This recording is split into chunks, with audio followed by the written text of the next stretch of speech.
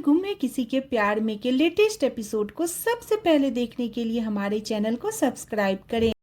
आज के एपिसोड की शुरुआत में रिकॉर्ड रूम में सभी कंप्यूटर पर बैठकर उस नेकलेस और किडनैपर के बारे में जानकारी ढूंढ रही होती है। तभी वहां केशव आता है। सभी फौरन छुप जाती है। केशव इधर उधर देखता है और भक्ति से पूछता है, यहाँ क्या चल रहा है। भक्ति बिना घबराए जवाब देती है कि मेरे फोन में इंटरनेट नहीं चल रहा था, तो सोचा कंप्यूटर पर रेसिपी सर्च कर लूं। केशव हंसते हुए कहता है, रेसिपी देखने के लिए तुम्हें रिकॉर्ड रूम ही मिला क्या? भक्ति उससे अनुरोध करती है यह बात नितिन को ना बताए, वरना वह बेवजह गुस्सा करेंगे। केशव उसे जल्दी से काम खत्म करने के लिए कहता है। भक्ति हामी भरती है। केशव चला जाता है। सभी चैन की सांस लेती है। सभी बाहर आती है और सोचती है कि उसे हिस्ट्री सीटर लिस्ट में न तो वो आदमी मिला और न ही वह नेकलेस देखती है। उसके पास समय नहीं बचा है। वह परेशान होती है और वहां से चली जाती है। दूसरी तरफ तारा और अनिकेत रजत की कंपनी को लेकर परेशान होते हैं। तारा सोचती है कि वह अकेले ही कंपनी पर अपना पूरा अधिकार रखेगी। इसके बाद जैसे ही सभी घर लौटती है, तारा उसे देख लेती है और रोककर कहती है, मुझे तुमसे कंपनी के बारे में कुछ बात करनी है। सभी जल्दी में होती है। कहती है अभी बहुत जरूरी काम है, बाद में बात करते हैं। यह कहकर वह निकल जाती है।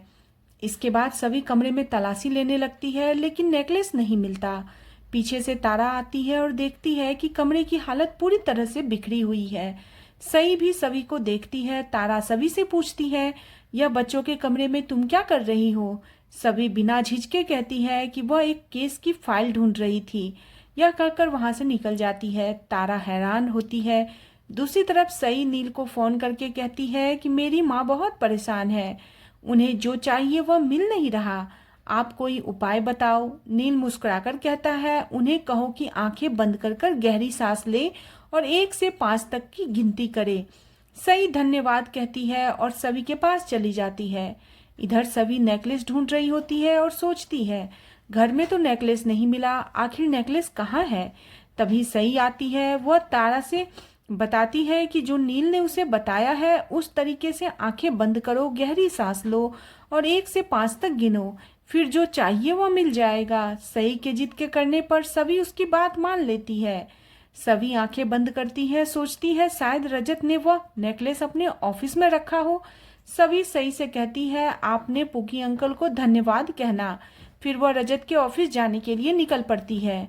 दूसरी तरफ श्रीचंद पेंचिक बैग पर मुक्के मार रहा होता है। वह रजत के ऑफिस में स्पाई कैमरा लगाए हुए होता है और देख रहा होता है। सभी वहां आकर कुछ ढूंढ रही होती है। तभी तारा भी ऑफिस आ जाती है और पूछती है, क्या ढूंढ रही हो? तारा इधर देखने लगती है। तारा को एक गिफ्ट बॉक्स मिलता है। सभी सोचती है कहीं इसमें वो नेकलेस तो नहीं। वह घबरा जाती है। तारा बॉक्स खोलती है। उसमें सभी की और उसके पिता की फोटो होती है। तारा गुस्सा करके कहती है। सभी गिफ्ट देखकर कुछ पल के लिए भावुक हो जाती है। श्रीचंद भी निराश होता है क्योंकि उसे भी लगा था कि इस बॉक्स में नेकलेस होगा। श्रीचंद नितिन को फोन करके पूछता है कि सभी के पीछे डॉक्टर को लगाया है या नहीं। नितिन कहता है उसने यह काम कर दिया है। इधर तारा सभी से पूछती है, क्या रजत ने कोई वसीयत या इंश्योरेंस पेपर छोड़ा था? सभी कहती है, नहीं, मैं तो बस हमारे ज्वाइंट अकाउंट की पासबुक ढूंढ रही हूँ। तारा ताना मारती है, वहां से निकल जाती है। सभी दुखी हो जाती है। दूसरी तरफ नील इंटरनेट पर सभी के बारे में जानकारी देख रहा होता है। तभी केशव वहां आता है। वह नील को तेजू और रजत के मर्डर केस का फाइल देता है और चला जाता है। नील तेजू की फाइल को देखते हुए सोचता है, शायद रजत और तेजू रजत की गाड़ी से ही मर्डर वाली जगह पहुंचे होंगे, इसलिए वह गाड़ी चेक करने का फैसला करता है। नील जैसे ही निकलता है तभी उसे जीतू रोकता है और कहता है, उसने लीना के साथ जो किया वो ठीक नहीं था।